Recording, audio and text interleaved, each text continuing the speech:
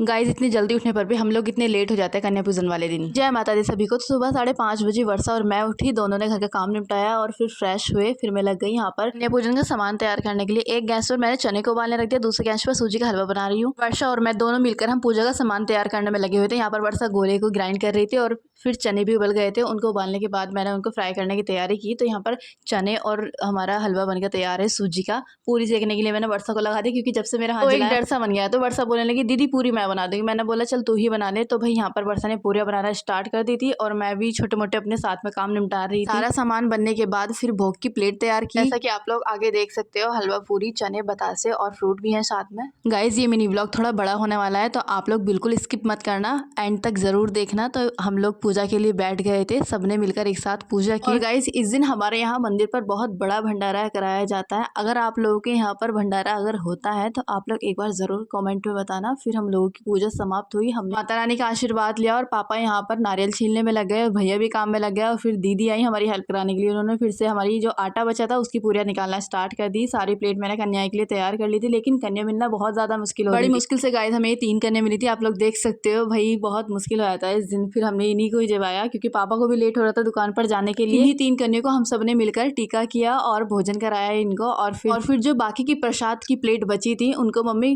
कन्याओं के घर पर ही देकर आई। और फिर बाद में कन्याओं के चरणों को धुलाया, इनका आशीर्वाद लिया। जिस तरह हमारा कन्या पूजन समाप्त हुआ। गाइज आप लोगों के यहाँ भी ऐसा होता है इस दिन? तो बताना जरूर कमेंट में। और फिर सारा काम निपटने के बाद पापा और भैया को दुकान पर जाना था जल्दी। उनको एक प्लेट लगाई माता रानी के प्रसाद की, तो उन लोगों ने खाया। फिर लास्ट में वर्षा ने, मैंने, मम्मी ने, अभिषेक ने माता रानी के प्रसाद को खाया। बाकी आज का मेरा मिनी ब्लॉग यही था। कैसा लगा लाइक शेयर कमेंट करना, चैनल सब्सक्राइब करना।